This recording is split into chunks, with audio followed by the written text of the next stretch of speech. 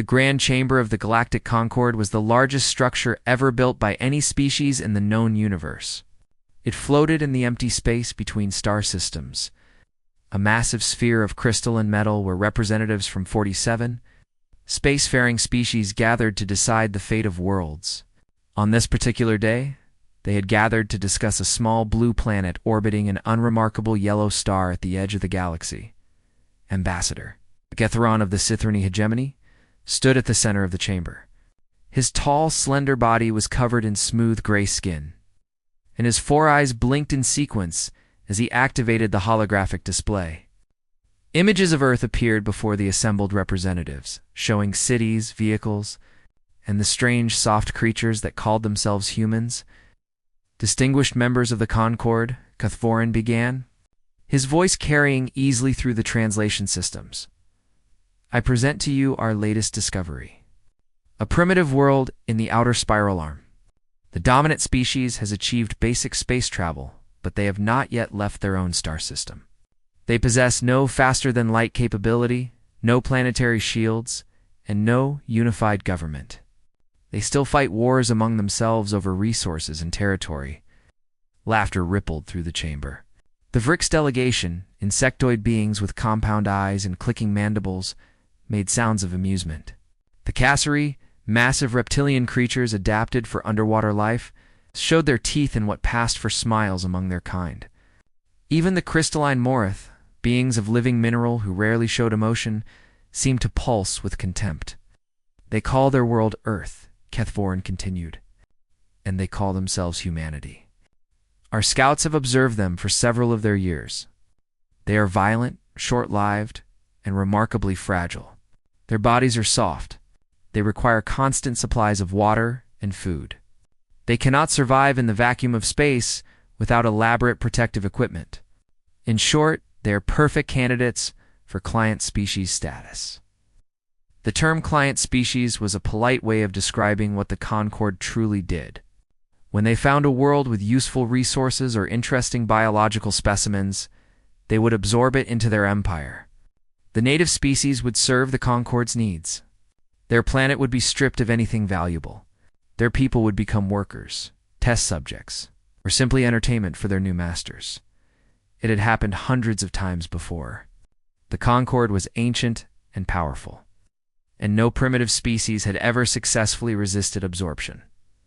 High Chancellor Morvith, a being of shifting shadows and pale light, spoke from his position of authority. What does this world offer us? Why should we spend resources on such a distant conquest? Cuthvorin had prepared for this question. The planet is rich in water and minerals. Their star provides excellent energy. But more importantly, their biology is fascinating. They are carbon-based endurance hunters who evolved on a world filled with deadly predators and harsh conditions. Our scientists believe their biochemistry could provide valuable research opportunities. The Vrix have already expressed interest in studying their nervous systems. The Vrix delegation clicked their approval. Additionally, Cuthvorin added, their location makes them strategically valuable. Earth sits at a junction of three major hyperspace routes. Whoever controls that world controls access to an entire sector of the galaxy. This got the attention of every species in the chamber. Strategic value meant power, and power was the only thing the Concord truly respected. Chancellor Morvith nodded slowly. Very well. We shall vote. All those in favor of declaring Earth and its human inhabitants as a client species of the Galactic Concord indicate now. The holographic tally began to rise. One by one, every species voted in favor. The Sithrani voted first, eager to claim the glory of discovery. The Vrix followed, hungry for human specimens. The Cassari wanted Earth's vast oceans. The Morith desired its mineral wealth. The Thesan, the Corvon, the Drell, and 40 more species all added their approval. The final count appeared in glowing symbols. Above the chamber, 47-4. 0 against. The vote is unanimous, Chancellor Morvith declared. Earth shall be absorbed into the Concord. Ambassador Cuthvorin, your hegemony discovered this world. Do you wish to lead the conquest fleet? Cuthvorin bowed deeply. It would be my honor, Chancellor. I will personally oversee the subjugation of humanity. I expect it will take no more than a few of their weeks. More laughter filled the chamber. The representatives began discussing how they would divide Earth's resources among themselves. They argued over who would get the best territories, the most valuable specimens, the richest deposits of minerals. They treated humanity as if the conquest had already happened, as if these primitive creatures had no say in their own fate. None of them noticed the small probe drifting in the shadows outside the chamber. None of them realized that humans had been listening to Concord transmissions for nearly 40 years. None of them understood that everything they said was being recorded, translated and transmitted back to Earth, deep beneath the Swiss Alps. In a facility that officially did not exist, General Alina Vasquez watched the vote happen in real time. She was a small woman with gray hair and cold eyes, and she had spent her entire career preparing for this moment. Around her stood the most powerful military leaders on Earth, representatives from every major nation, all united by a common purpose. "There it is," she said quietly as the final vote was cast. "Unanimous. Every single species in their concord just voted to enslave humanity." General Chen of China shook his head slowly. "They have no idea we can hear them. They think we are primitives." "That is exactly what we want them to think," Vasquez replied. "For 40 years, we have intercepted their signals. We have learned their languages. We have studied their biology, their psychology, their military tactics. We know more about them than they know about themselves, and they have no idea." Admiral Okonkwo of the African Coalition studied the tactical displays, showing alien fleet movements. "The Sithrani will come first." Their ambassador seemed eager. He was ambitious, Vasquez agreed. He wants glory. He wants to prove his species is worthy of leading the Concord. He will bring a large fleet to make a show of force. And that is exactly what we are counting on. She turned to face her fellow commanders. These were people who had spent their lives competing against each other, representing nations that had fought wars and nursed ancient grudges. But today, none of that mattered. Today, they were simply human. "They think this will be easy," Vasquez said. "They think we will bow down and accept our fate. They think we are like every other primitive species they have conquered." She paused, and something cold and dangerous entered her voice. "Let them come. Let them land on our world. Let them believe they have already won." She activated a display showing the preparations humanity had made. Underground bunkers spread across every continent. Weapons designed specifically for alien biology. Viruses engineered to target specific species. Psychological profiles of every member of the Concord. Contingency plans for every possible scenario. When they arrive, Vasquez continued, they will discover the truth about humanity. We are not primitive. We are patient. We are adaptable. We are the descendants of creatures who hunted their prey by simply refusing to stop following them until they collapsed from exhaustion. We evolved on a world that tried to kill us every single day, and we conquered it. We have been preparing for first contact since we first looked up at the stars and wondered if we were alone. And it was not a pleasant expression. They voted to dominate Earth, every single one of them. Now, they will learn what that decision truly costs. Far away, at the edge of the solar system, the first Sithrani scout ships emerged from hyperspace. They detected no resistance, no advanced weapons, no planetary shields. They saw only a quiet blue world orbiting peacefully around its sun. They reported back to Commander Kethvorin. The humans had no idea they were coming. The conquest would be simple. They could not have been more wrong. The Sithrani. Domination fleet emerged from hyperspace like a swarm of silver predators. 200 warships arranged themselves in perfect formation above Earth, their weapons charged and their crews confident. Commander Kethvorin stood on the bridge of his flagship, the Eternal Conquest, and looked down at the blue planet that would soon belong to his people. "Begin the subjugation broadcast," he ordered.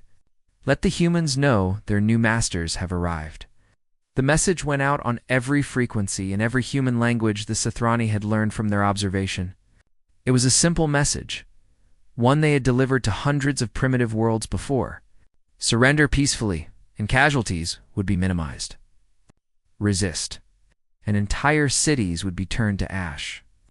As examples for the survivors, Earth responded with silence. Kethvorin waited for an hour. Then two. Still nothing came from the planet below. No surrender, no defiance, no attempt at communication at all. His officers exchanged confused glances. They are paralyzed with fear, Kethvorin decided. Their primitive minds cannot process what is happening. Begin landing operations. We will take their major population centers and establish control before they can organize any. Response: thousands of Sithrani soldiers loaded into dropships and descended toward Earth. They targeted the largest cities: New York, Beijing, Moscow, Mumbai, London, and dozens more. The invasion had begun. The first reports were exactly what Kethvorin expected. Humans fled in terror at the sight of the alien soldiers. Human military units engaged, but their weapons barely scratched Sithrani armor. Tanks were destroyed by single plasma blasts. Aircraft fell from the sky. Human soldiers died by the hundreds, while Sithrani casualties numbered in single digits. Kethvorin began composing his victory message to the Galactic Concord. He imagined the praise he would receive, the elevation in status for his species. The Sithrani would be remembered as the ones who conquered humanity. His name would be spoken with respect for generations. Then the reports began to change. It started small. A squad that entered a building in New York and never reported back. A supply convoy outside Beijing that simply vanished. Soldiers in Moscow who started dying with no visible cause, collapsing in the streets with foam on their lips and terror in their eyes. "What is happening down there?" Kethvorin demanded. His ground commander's voice came through the communication system, but it was shaking with confusion and fear. "Commander, something is wrong. Our soldiers are dying, but not from human weapons. They are getting sick. They are being poisoned. The water, the air, the food, it is all contaminated with something our bodies cannot process." Kethvorin felt a cold sensation spread through his chest. "Explain." "The humans have poisoned their own cities, Commander. They have released chemicals and biological agents into everything. These substances do not harm humans, but they are deadly to us. Every street, every building, every water source is a trap. We walk into their cities and we simply start dying." This made no sense. What kind of species would poison their own world to stop an invasion? What kind of creatures would turn their homes into weapons? The answer came from his science officer, and it made Kethvorin's blood turn cold. "Commander, I have analyzed the biological agents. They are specifically designed to target Sithrani physiology. They attack our respiratory systems, our nervous systems, our digestive processes. These are not random poisons. Someone studied our biology in detail and created weapons that only kill us." "That is impossible," Kethvorin protested. "We have never had contact with humans before. How could they know our biology?" The science officer's voice was barely a whisper. "They have been listening to our transmissions, Commander, for decades. They intercepted our communications, learned our languages, studied every piece of biological data we ever broadcast. They knew we were coming. They knew the Sithrani would be first, and they prepared."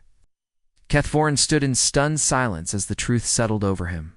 This was not a primitive species caught by surprise. This was a trap, and he had walked his entire fleet directly into it. The situation on the ground continued to deteriorate. Sithrani soldiers who survived the poisons found themselves hunted by enemies they never saw. Humans attacked from shadows, from underground tunnels, from hidden positions in buildings. They struck and vanished before the Sithrani could respond. They used weapons that made no sense. Explosives attached to vehicles that rammed into Sithrani positions. Soldiers who allowed themselves to be captured, only to detonate hidden bombs. Entire buildings rigged to collapse on advancing troops. The humans were not fighting a war. They were conducting an extermination. And they were terrifyingly good at it. Pull back. Kethvorin finally ordered. "All ground forces, return to the ships immediately. We will bombard them from orbit. We will turn their cities to glass and start over with whatever survivors remain." But as his soldiers scrambled to retreat, a new message arrived on his personal communication channel. It was from a human, a woman with gray hair and cold eyes who spoke in perfectly accented Sithrani. "Commander Kethvorin," General Alina Vasquez said, her image appearing on his screen. "I want you to understand something. You voted to dominate us. That was your first mistake. Landing on our world was your second mistake. Would you like to know your third?" Kethvorin stared at the human in shock. How did she know his name? How could she broadcast directly to his personal channel? Before he could respond, the screen split into multiple views. He saw his own flagship from the outside. He saw the engine room. He saw Sithrani guards lying dead on the floor. And he saw human soldiers, dozens of them, standing in the heart of his most protected ship. "Your third mistake," Vasquez continued, "was thinking we could not reach you." One of the humans held up a device, clearly a bomb of some kind. The power readings suggested it was nuclear. "Your soldiers came to Earth expecting primitives," Vasquez said. "They found something else. We spent 40 years preparing for this moment. We built ships capable of silent approach. We trained soldiers who could infiltrate any vessel. And we studied you, Commander. We studied all of you," Kethvorin found his voice. "If you destroy this ship, you destroy yourselves as well. My fleet will turn your planet to ash. Will they?" Vasquez smiled. "Check your other ships, Commander. Check all of them." With growing horror, Kethvorin opened communication channels to his fleet. Ship after ship reported the same thing. Human infiltrators had boarded during the chaos of the ground invasion. They had killed guards silently. They had planted bombs in critical systems. Nearly half of his 200 ships had human soldiers aboard, holding nuclear weapons in the hearts of engines and reactors. "You have a choice," Vasquez said. "You can fight, and we will destroy your fleet and take the survivors as our prisoners. Or you can surrender, and we will allow your remaining ships to leave. We will even return your soldiers who survived the poisons once they have been treated. But you will leave our system and you will deliver a message to your Concord." "What message?" Kethvorin asked, his voice hollow. "Tell them what happened here. Tell them that humanity is not a client species. Tell them that we are not primitives to be conquered. And tell them that the next fleet that comes to Earth will not receive the same mercy we are offering you today." Kethvorin looked at his tactical displays. His ground forces were being slaughtered. His ships were compromised. His soldiers were dying from poisons specifically designed to kill them. He had walked into a trap so perfectly constructed that he never even saw it closing. He was one of the finest military commanders in the Sithrani hegemony, and he had been utterly defeated by a species that had never even left their own planet. "I accept your terms," he said quietly. 40 ships limped back to Concord space. 160 remained behind, captured by humans who had somehow turned their own world into a weapon. Commander Kethvorin survived. But he was forever changed by what he had witnessed. In the grand chamber of the Galactic Concord, his report was met with shocked silence. The species who had laughed at humanity now stared at the images of destroyed ships and dead soldiers. They had expected easy conquest. Instead, they had received a warning, but they were not ready to accept what it meant. "Not yet." The Sithrani were overconfident, declared the Cassari delegate. "They underestimated the enemy. We will not make the same mistake. Our species evolved in the deep oceans. We will attack from the seas where humans cannot survive. They cannot poison water they do not control." The Concord voted again. This time, the Cassari would lead the invasion. On Earth, General Vasquez watched the transmission and smiled. Everything was going exactly according to plan, the Cassari. Invasion fleet descended into Earth's oceans with absolute confidence. They were creatures born in the crushing depths of their homeworld seas. Massive reptilian beings with scales harder than steel and lungs that could extract oxygen from water. They had conquered dozens of aquatic worlds, and they believed Earth's oceans would be no different. Admiral Theska commanded the invasion from her flagship, a vessel designed to operate in the deepest trenches. Around her, 500 Cassari warships spread across every ocean on the planet. They established bases on the ocean floor, beyond the reach of human weapons. They sent soldiers into the water columns to claim the seas as Cassari territory. The first week went well. Human navies were destroyed whenever they ventured into deep water. Coastal cities were bombarded from the waves. The Cassari seemed unstoppable, and Admiral Theska prepared to report her success to the Concorde. Then the humans struck back. It started with depth charges, but not ordinary ones.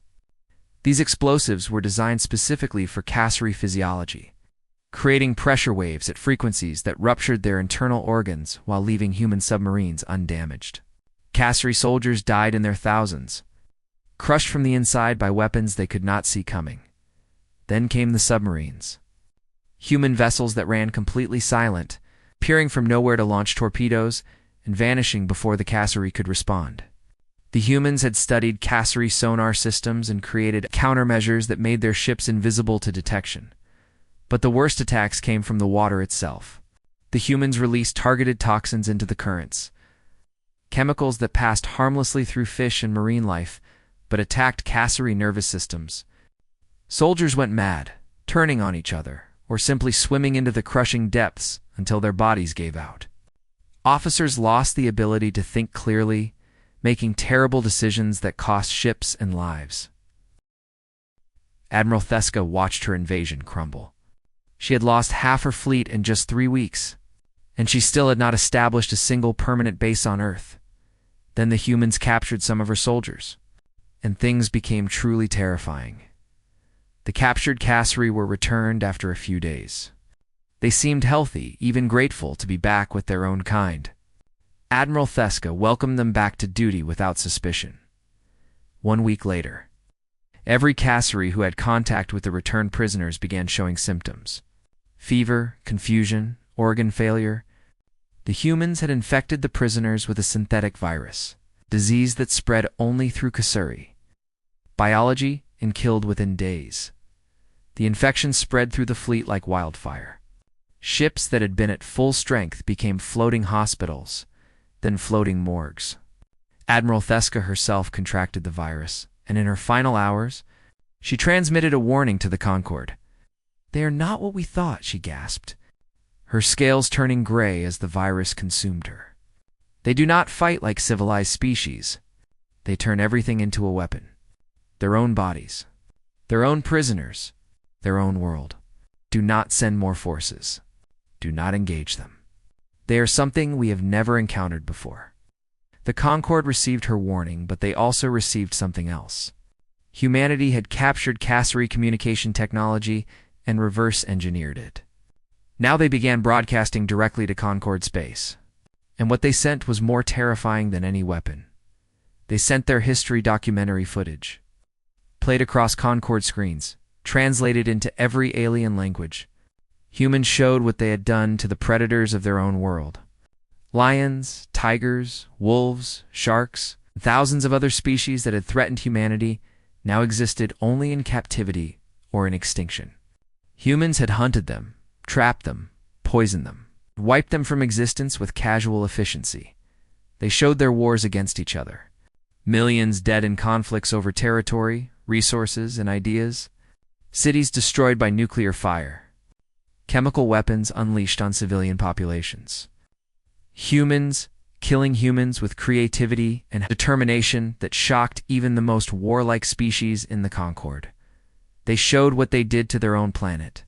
Forests burned, species exterminated, oceans polluted, atmosphere damaged. Humans exploited and destroyed their world with a casual indifference that the Concorde had never seen in any species. The message was clear, and General Vasquez delivered it personally in a broadcast to the entire Concorde. "You see what we do to a world we love," she said, standing before images of Earth's beauty and destruction. "Imagine what we will do to yours. You voted to dominate us, all 47 of your species.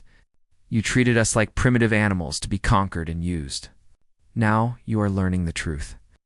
She leaned toward the camera, her cold eyes seeming to stare directly at every alien watching.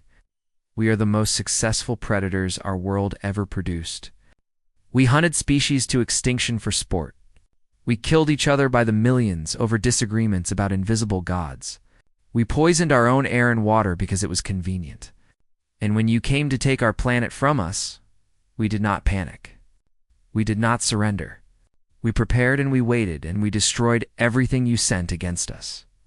The footage behind her changed, showing the shattered remains of Scythrony and Cassari fleets.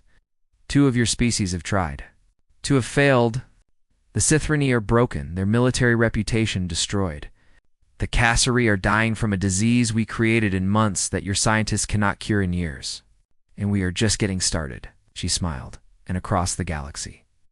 Hundreds of billions of aliens felt something they had never experienced before when thinking about primitive species. They felt fear. "You have a choice," Vasquez continued. "You can accept that Earth is not yours to take. You can leave us alone, and we will leave you alone. Or you can keep sending fleets, and we will keep destroying them. We will capture your technology and learn your secrets. We will create weapons specifically designed to kill each of your species. And eventually, we will build ships of our own and come for you."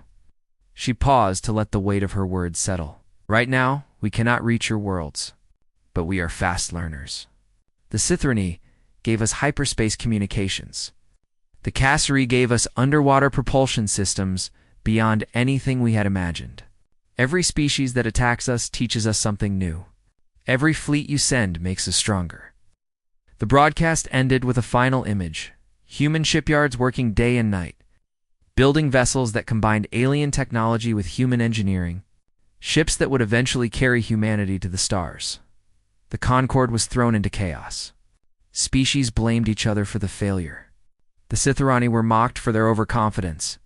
The Cassari were abandoned to their plague, quarantined in their own space to prevent the human virus from spreading. But fear turned to anger, and anger turned to determination. The Concorde had not survived for millennia by accepting defeat from primitive worlds.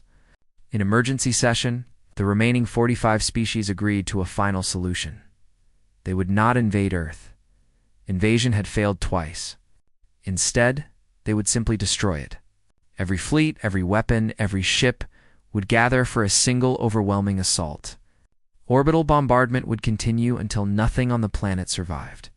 The humans would be exterminated, and their dangerous potential would be eliminated forever. 3,000 warships began massing at the edge of the solar system. The largest fleet in Concorde history, representing the combined military might of 45 spacefaring species on Earth. General Vasquez watched the fleet assemble. Her officers looked worried, but she seemed almost pleased. "Now," she said quietly, "the real game begins." She opened a communication channel to the human ships hiding throughout the solar system. Ships that the Concorde could not detect, using stealth technology perfected over 40 years of preparation. "Begin Phase 3, she ordered. "It is time to remind them why they should never have united against us." The fleet that threatened Earth was the largest ever assembled. It was also 45 different species who had spent centuries competing, betraying, and despising each other. All they needed was a little reminder of who their real enemies were. The combined fleet of the Galactic Concorde hung in space like a wall of steel and fire. 3,000 warships from 45 species, the greatest military force ever assembled in galactic history. Their mission was simple: reduce Earth to a burning rock and ensure that humanity never threatened the Concorde again. High Chancellor Morvith commanded the operation from his flagship at the center of the formation. Around him, representatives from every participating species waited for the order to begin the bombardment. There would be no invasion this time, no ground forces to be trapped and destroyed. Just an endless rain of fire until nothing on the planet below could survive. "All ships report ready," the communications officer announced. "We can begin the assault on your command, Chancellor." Morveth looked at the blue world on his display.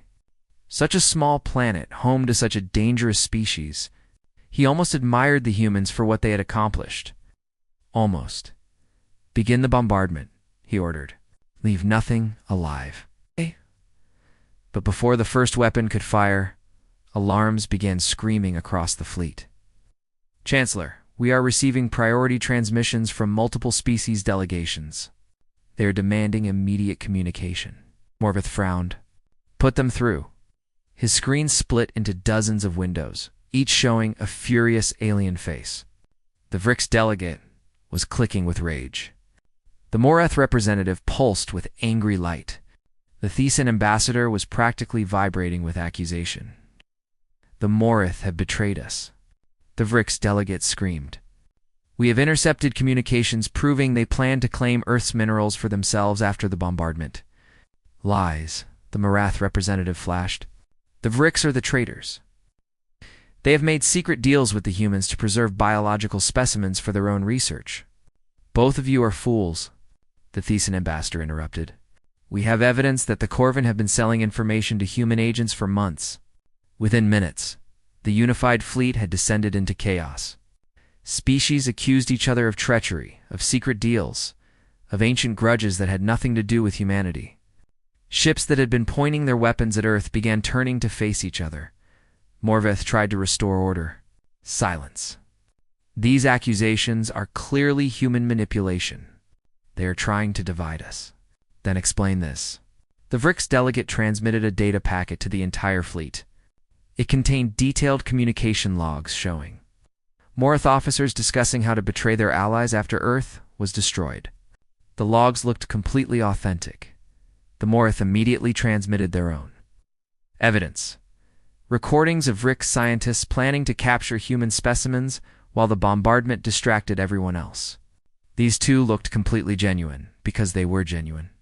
Human intelligence agents had spent months gathering real communications between Concord species, finding every secret deal, every whispered betrayal, every old grudge that still festered beneath the surface of Alliance. The Concord had never truly been united. It was a collection of rivals forced together by mutual benefit, and every species was constantly scheming against the others. The humans had simply made sure everyone found out about it at the same time. More transmissions flooded the fleet. The Drell discovered that the Thesan had been secretly mining in Drell territory. The Corvin learned that the Cassari had sabotaged their colony ships decades ago. Species that had pretended friendship revealed centuries of hidden hostility. This is human manipulation, Morvith shouted. Can you not see what they are doing? But it was too late. The first shots were fired not at Earth, but between Concord vessels. A Vrix cruiser opened fire on a Morith dreadnought. The Morith retaliated by destroying 3 Thesan frigates they suspected of conspiracy. The Thesan struck back at everyone within range. Within an hour, the greatest fleet in galactic history was tearing itself apart. On Earth, General Vasquez watched the destruction with quiet satisfaction. Her psychological warfare teams had worked for years on this moment, studying every species in the Concord, learning their fears and hatreds and secret shames. They had planted fake evidence alongside real evidence, created confusion and paranoia, and triggered a chain reaction that no amount of leadership could stop. They never trusted each other, she said to her officers. The Concord was always a lie, a temporary alliance held together by shared greed. We simply reminded them of who they really are. The battle in orbit continued for 3 days. Ships designed to destroy Earth instead destroyed each other. Ancient rivalries exploded into open warfare. Species that had cooperated for centuries became bitter enemies in hours. When the firing finally stopped, more than half the fleet was destroyed. The survivors limped away in different directions, heading back to their own territories to prepare for wars against their former allies. The Concord, which had ruled the galaxy for millennia, was shattered beyond repair, and humanity had not fired a single shot. But Vasquez knew this was only the beginning. The Concord was broken, but the individual species were still powerful. They would eventually stop fighting each other and remember that humanity was the real threat, unless humanity acted first. Launch the fleet, she ordered. From hidden bases across the solar system, human ships emerged. They were small compared to alien vessels, and there were only a few hundred of them. But they were built with stolen technology, crewed by soldiers who had trained their entire lives for this moment, and commanded by officers who understood that humanity's survival depended on what happened next. The human fleet did not attack the fleeing.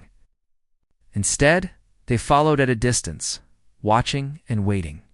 When damaged ships fell behind, human vessels approached with offers of assistance. When escape pods drifted in space, humans rescued the survivors. The aliens expected execution or experimentation. Instead, they received medical treatment, food, and comfortable quarters. Human doctors cured Cassari of the plague that had devastated their fleet. Human engineers repaired Sithronese ships that would have been lost. Human diplomats spoke to prisoners not as enemies, but as potential allies. We did not want this war. Human representatives explained to confused alien captives. Your Concord gave us no choice, but we are not monsters. We do not wish to destroy you. We wish to live alongside you as equals, not as slaves or masters. Some aliens rejected these words as lies, but others listened. They had seen what humanity could do when threatened. They had witnessed humans defeat two invasion fleets with biological warfare and destroy a third without weapons at all. They had watched the unbeatable Concord tear itself apart because humans understood their psychology better than they understood themselves. If humanity wanted them dead, they would be dead. The fact that they were alive meant something. Commander Kethvorin, the Sithrani officer who had led the first invasion, was among those who listened. He had been captured during the destruction of his fleet and held prisoner on Earth for months. During that time, he had learned things about humanity that changed his understanding of the universe.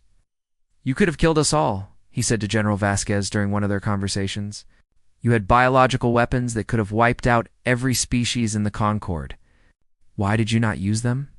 Vasquez considered the question carefully. Because that would have made us exactly what you feared. We do not want to rule the galaxy through terror. We want to survive, and we want to be left alone. Destroying the Concord would have created a power vacuum that would have led to endless wars. Breaking it into pieces that can eventually become our allies serves our interests better. Kethvorin studied her with his 4 eyes. You planned this from the beginning. Not just the defense, but everything after. The fall of the Concord, the rescue of survivors, building relationships with former enemies. We had 40 years to plan, Vasquez replied. We knew we could not defeat the entire galaxy through force. So we found another way, and now. Vasquez smiled, but there was no cruelty in it. Now we build something new. A galaxy where humanity has a place, where species can trade and cooperate without one group dominating all the others. It will take time, and there will be more conflicts. But we have proven that humanity cannot be conquered. Now we need to prove that we can be trusted. She extended her hand to him. A human gesture of peace. After a long moment, Kethvorin took it. Across the shattered territories of the former Concord, similar scenes played out. Human ships brought aid instead of destruction. Human diplomats spoke of cooperation instead of subjugation. Species that had voted unanimously to enslave humanity now found themselves receiving help from the very creatures they had tried to destroy. It was not forgiveness. Humanity never forgot what the Concord had intended. But it was something that confused and amazed the aliens who experienced it. It was mercy, offered from a position of absolute strength, and it was the beginning of something the galaxy had never seen before. 5 years had passed since the fall of the Galactic Concord. The galaxy was a different place now, reshaped by the actions of a species that had never been expected to survive first contact with the stars. Human ships patrolled the former Concord territories. But they did not patrol as conquerors. They served as peacekeepers, mediators, and protectors. Species that had once voted to enslave humanity now paid for human protection against the chaos that followed the Concord's collapse. They paid not because they were forced to, but because human protection was actually worth the price. The Sithrani hegemony had become humanity's closest ally. Commander Kethvorin, once a proud military leader who had expected to conquer Earth in weeks, now served as ambassador to the new human coalition. He had spent years learning human ways, and what he had discovered had changed everything he believed about the universe. On this particular day, he walked through the corridors of the new coalition headquarters on a space station orbiting Earth. Human and alien officers worked side by side at their stations.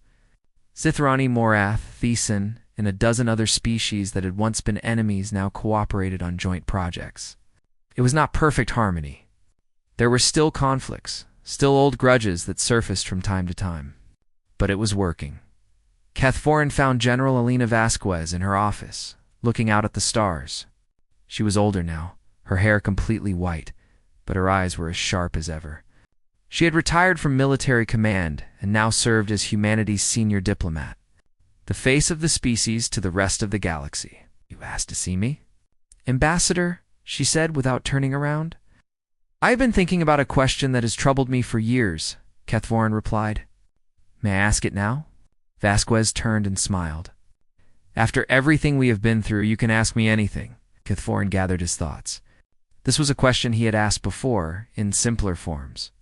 But now he wanted the complete answer. "When we invaded Earth, you had biological weapons that could have destroyed every species in the Concord. You had proven that you could infiltrate any ship, poison any water, turn any strength into weakness. You could have killed billions and ensured that no alien would ever threaten humanity again." He paused. "Why did you not?" Vasquez was quiet for a long moment. When she spoke, her voice was thoughtful. "When we first intercepted Concord transmissions, 40 years before your invasion, we had a choice. We could have used that time to build ships and try to reach the stars before you found us. We could have hidden, hoping you would never notice our world. Or we could prepare for the war we knew was coming." She sat down and gestured for Cathforan to join her. "But even as we prepared for war, we thought about what would come after. If we destroyed everyone who attacked us, we would become the most hated species in the galaxy. Every survivor would dedicate themselves to revenge. We would be fighting forever, against everyone, until one side or the other was completely exterminated." "That is the logical outcome," Cathforan agreed. "It is how the Concord would have responded." "Exactly. And we did not want to become like the Concord. We had a chance to build something different, something better." Vasquez leaned forward.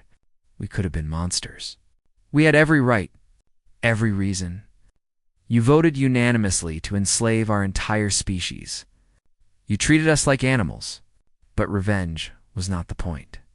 Survival was, and the best way to survive is not to destroy everyone who threatens you.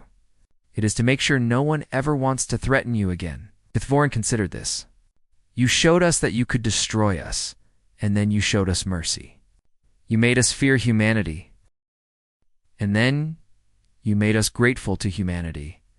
More than that," Vasquez said, "we showed you that we were worthy of respect. Not because we were powerful, though we proved that, but because we were more than our power. We could have taken everything, and we chose to give instead. That is something the Concord never did. That is why species that hated us 5 years ago now ask for our help."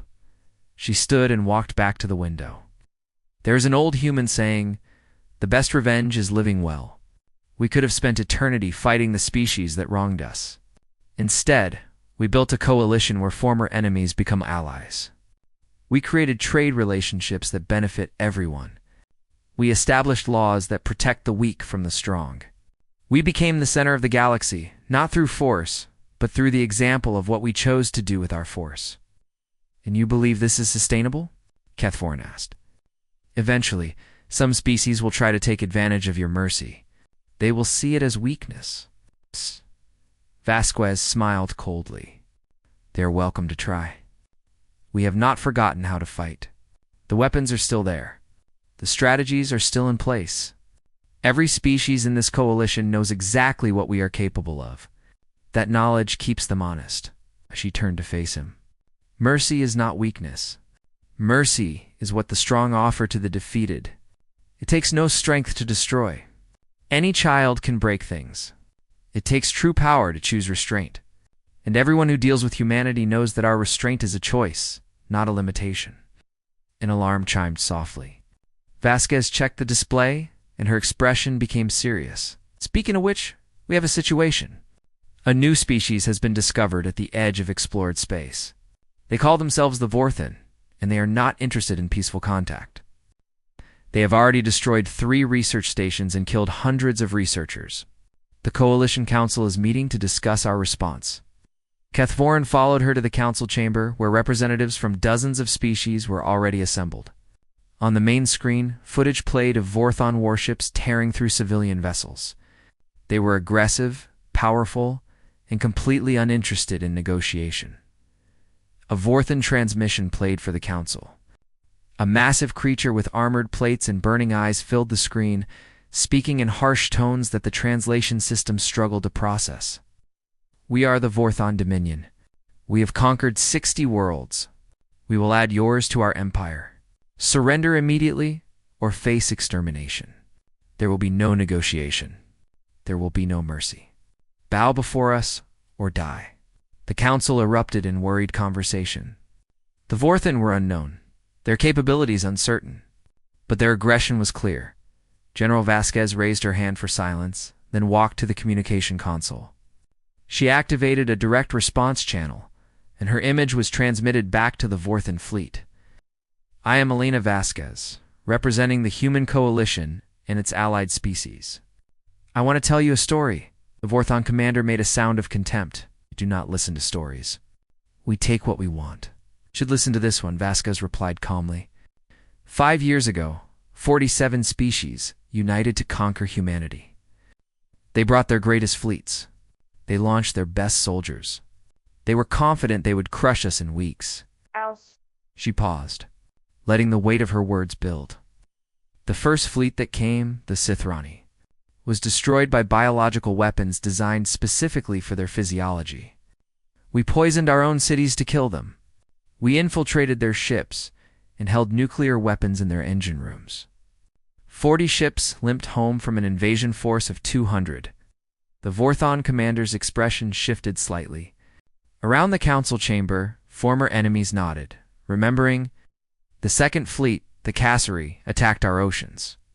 We created a disease that killed every soldier who set foot in our water. Their admiral died choking on her own blood while transmitting a warning that no one listened to. Vasquez stepped closer to the camera. The third attack was the entire Concord combined. 3,000 warships. The greatest force in galactic history? We destroyed them without firing a single shot. We turned them against each other, broke their alliance into pieces, and watched them tear themselves apart while we sat safely on our world. She smiled, and there was no warmth in it. Every species that voted to dominate Earth learned to beg for the mercy we did not owe them. And we gave them that mercy because we chose to. Now those species are our allies.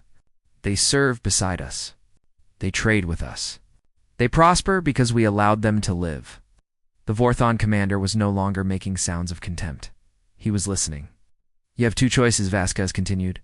"You can attack us, and you will learn the same lessons they learned. We will study your biology, your psychology, your weaknesses. We will create weapons specifically designed to destroy you. And when we are finished, you will beg for the mercy that we may or may not grant." She leaned forward, her cold eyes seeming to look directly at every Vorthon, watching the transmission. "Or you can talk to us. You can trade with us. You can become part of something greater than conquest and domination. You can learn what every species in this coalition has learned, that humanity is better as a friend than as an enemy." The council chamber was completely silent. Every representative watched the screen, waiting for the Vorthon response. The massive alien stared at Vasquez for a long moment. Then, slowly he spoke. "We will... talk." Vasquez nodded. "That is a wise choice. Welcome to the coalition. We have much to discuss." As the communication ended and the council began planning for diplomatic contact, Kethvorin approached Vasquez. "You terrified them," he said quietly. "With nothing but words and history." Vasquez shrugged. "Fear is a useful tool, but it is not the goal. The goal is peace. The goal is a galaxy where species cooperate instead of dominate. Every time a new threat appears, we have 2 paths, destruction or integration. Destruction is easier in the short term. Integration is better for everyone in the long term." She looked out at the assembled representatives, former enemies now working together toward common goals. Every species in this room once voted to enslave humanity. Now they are our partners. That transformation happened because we chose mercy when we could have chosen revenge. That choice was our greatest weapon.